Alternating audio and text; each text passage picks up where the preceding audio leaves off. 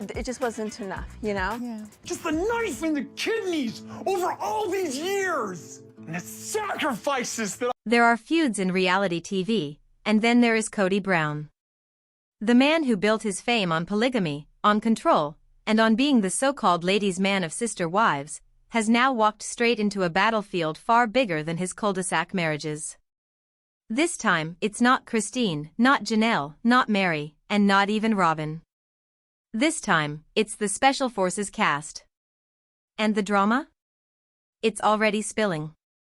Gia Giudice, yes, the daughter of Teresa Giudice from Real Housewives, has dropped hints of major behind-the-scenes chaos.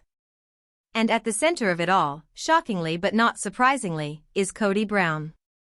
Kody's story has always been one of chaos. He grew up poor, in a compound filled with children and scarcity. From those dusty Wyoming roads, he dreamed of something bigger, celebrity. And he thought he found it by turning marriage into a circus. Mary came first. Then Janelle. Then Christine. And finally Robin, the so-called diesel gene model who arrived with debt, kids, and promises of a better life that never came. He told each wife the same story, marry me, and I'll take you to heaven. But heaven, as the world now knows, looked a lot more like control, isolation, and betrayal. And now, with his family scattered, his reputation in ruins, and sister wives nearing its end, Kody is hunting for relevance again. He's leaping into special forces. But the question everyone is whispering is, backhand index pointing right, can the man who failed his own family survive a team that demands loyalty, unity, and sacrifice? High voltage next scene transition. The truth is already leaking out. Feuds on set. Explosive arguments. Cast members hinting at clashes that were too intense to hide. And when Gia Giudice herself steps forward with cryptic words, fans knew Kody Brown was in trouble again. The set of Special Forces was filled with names that carried weight. Former Pro Bowlers, NFL champions, NBA stars, decorated athletes whose legacies spoke louder than their words. These were men and women who had been forged under pressure, who had survived locker rooms, stadium lights, and the kind of discipline Kody Brown could never comprehend. And then, there was Kody. The oldest contestant. The outsider. The one name that didn't fit the lineup. From the very beginning, Gia Giudice admitted something wasn't right. In her own words, Kody was the one who got under her skin. The one who made the atmosphere tense. The one who simply did not belong.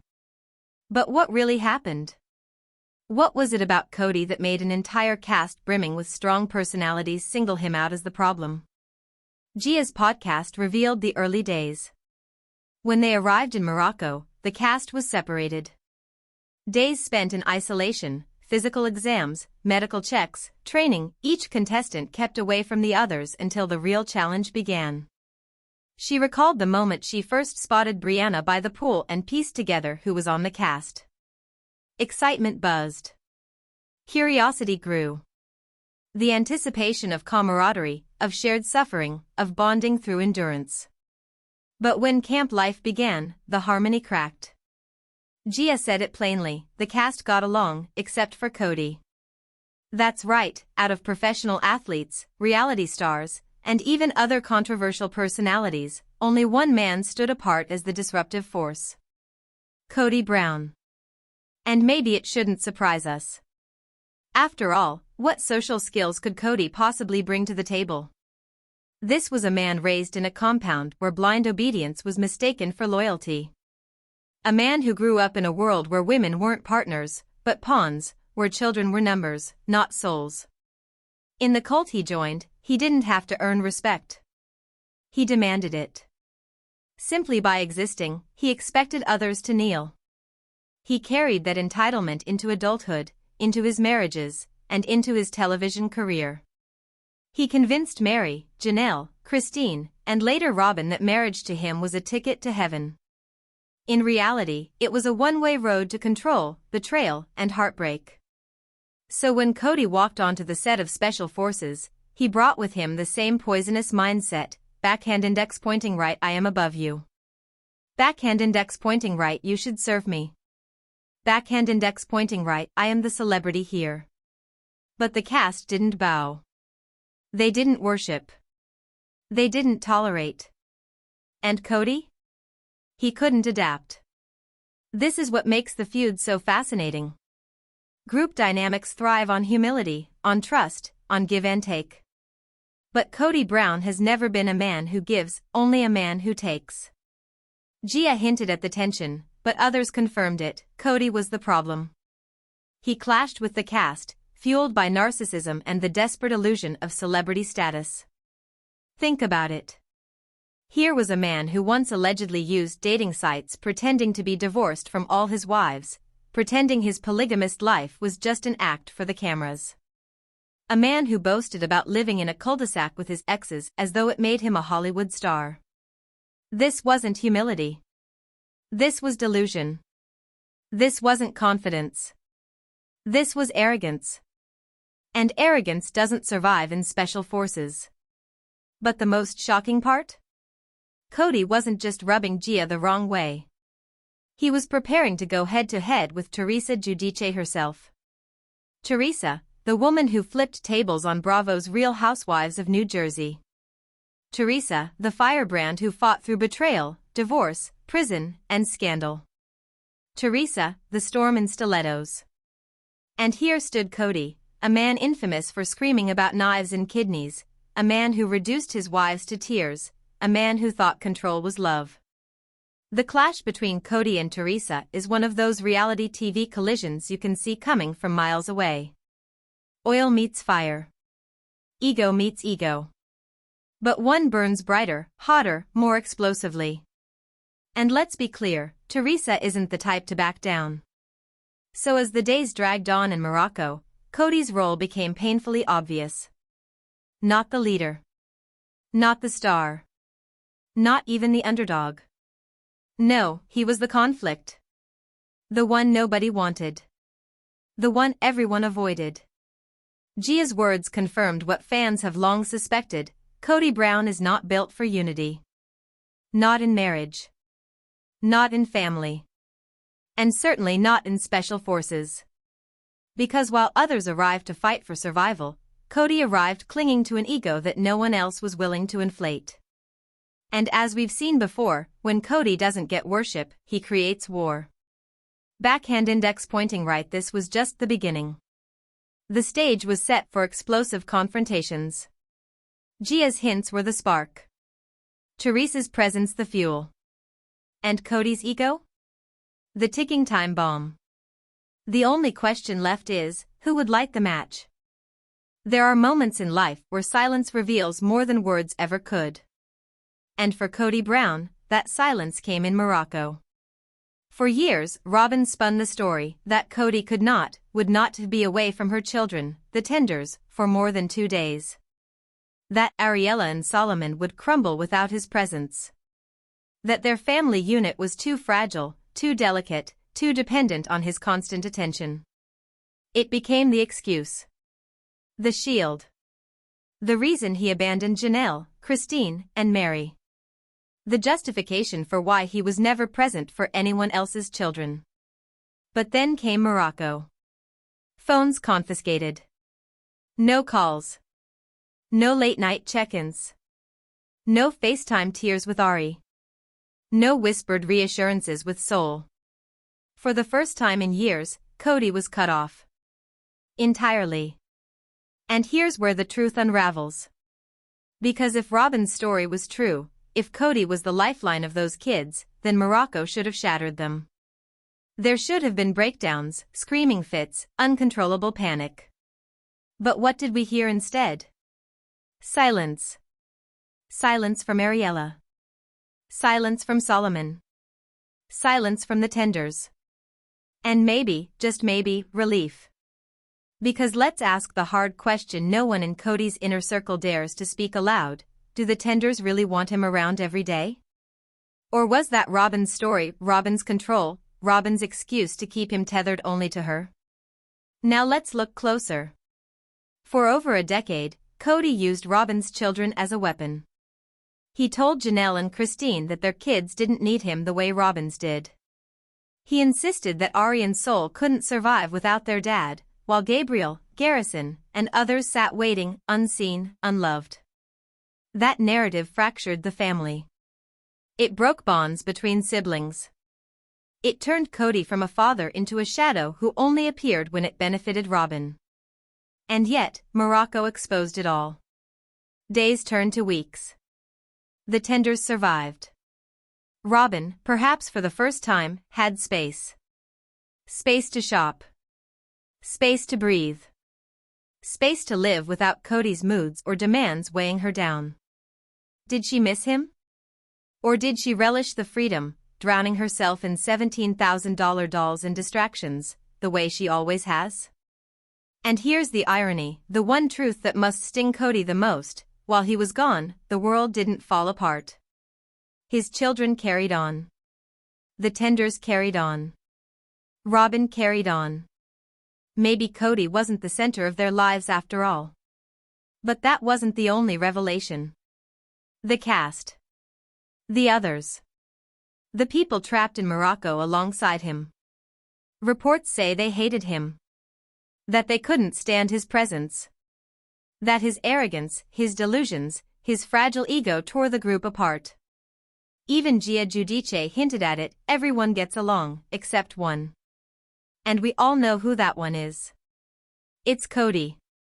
Always Kody. The man who believes himself indispensable. The man who abandoned Mary. The man who broke Janelle's heart. The man who forced Christine to walk away. And yet, stripped of his family, his phone, his excuses, he couldn't even form healthy bonds with strangers. It wasn't the Tenders holding him back. It wasn't the wives dragging him down. It wasn't the church, or the show, or the critics. It was him. Always him. So, what happens now? Will TLC spin this as entertainment? Will they use his drama for ratings, parading him out as the villain the audience loves to hate? And if they do, what message does that send? That destruction and cruelty are rewarded? That neglect of children is forgiven if it drives numbers? Or will this be the moment the mask finally falls? Because for the first time in decades, we've seen what life looks like without Kody. And here's the shocking truth: life goes on. Children smile. Wives heal. Strangers laugh. The world doesn't need him the way he thought it did. And maybe, neither do the Tenders. The illusion of the Tender kids for years, one story was repeated over and over again like a broken record. Robin's children, the so-called Tenders, could not be away from Kody. Not for 3 days. Not for 2. Barely even for 1. Robin used this as her shield, her weapon, her story that explained everything. Why Kody couldn't be with Janelle. Why Christine's kids had to wait. Why Mary was left alone, sitting in an empty house. It wasn't about favoritism, Robin claimed. It wasn't about manipulation. It was about the children. About Ari and Sol, so delicate, so fragile, so dependent on their father's presence. But behind that excuse, Janelle saw the cracks. Christine saw the lies.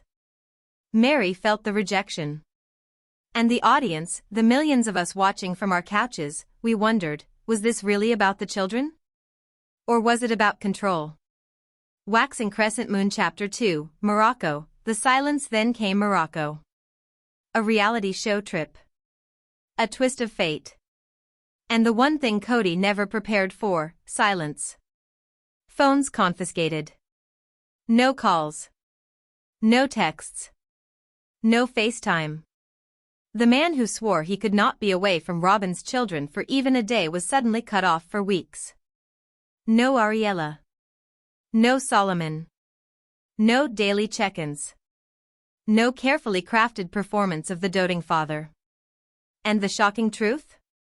The world didn't end. The Tenders carried on. Robin carried on. Life went forward without Kody, and the silence spoke louder than any words could. If Robin's story had been true, Morocco should have been chaos. Meltdowns. Panic.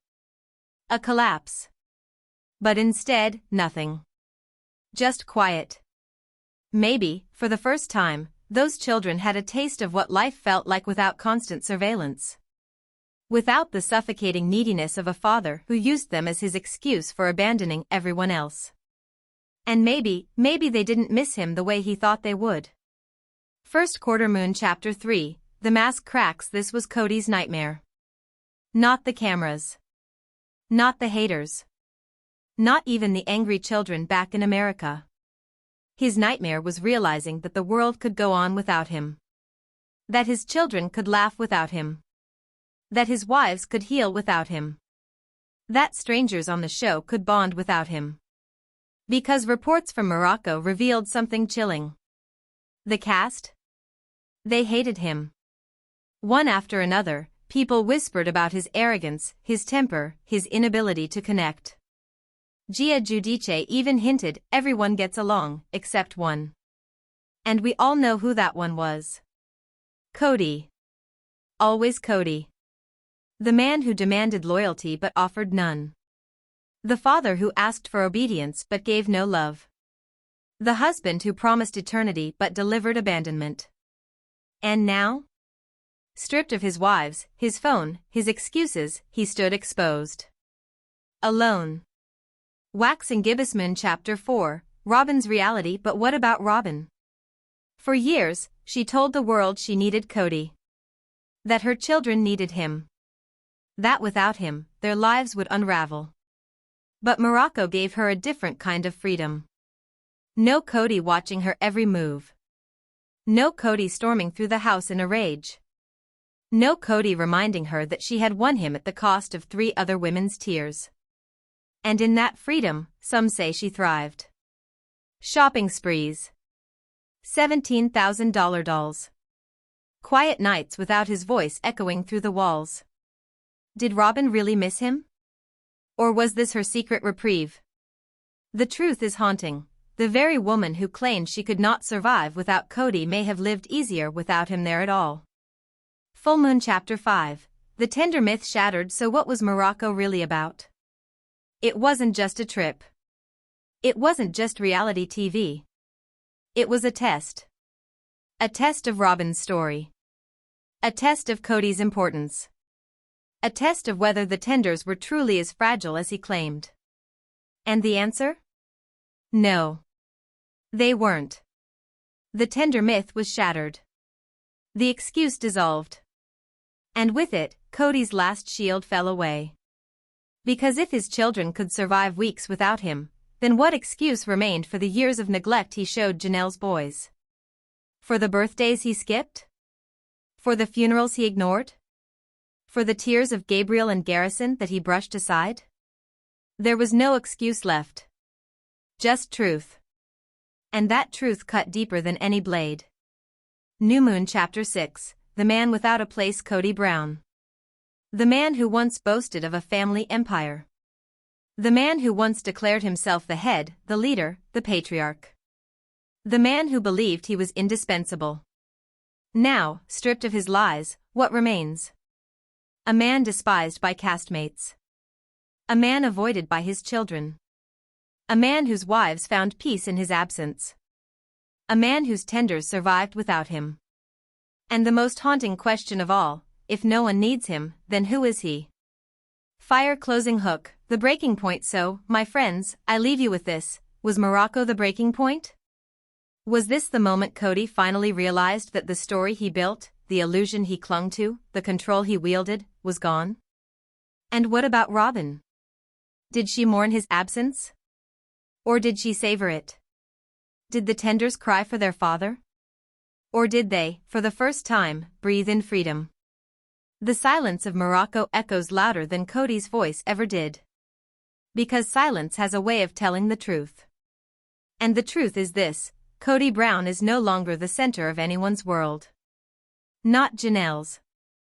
Not Christine's. Not Mary's. Not even Robin's.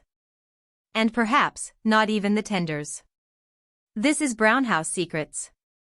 And the secrets, as always, keep pouring out.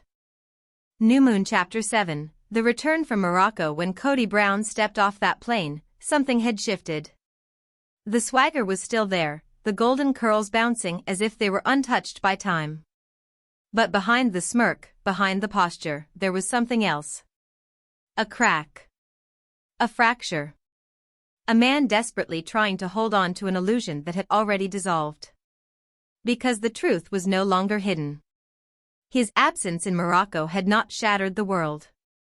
His children had not collapsed. Robin had not broken down. The so-called tenders had survived. And in that survival, something terrifying was revealed. Kody Brown was not essential. Not to his family. Not to his children. Not even to Robin. He was replaceable.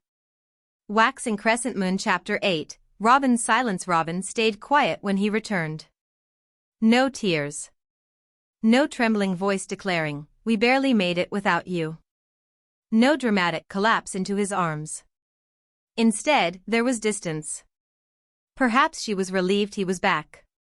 Or perhaps, just perhaps, she realized that the weeks without him had been easier than the weeks with him.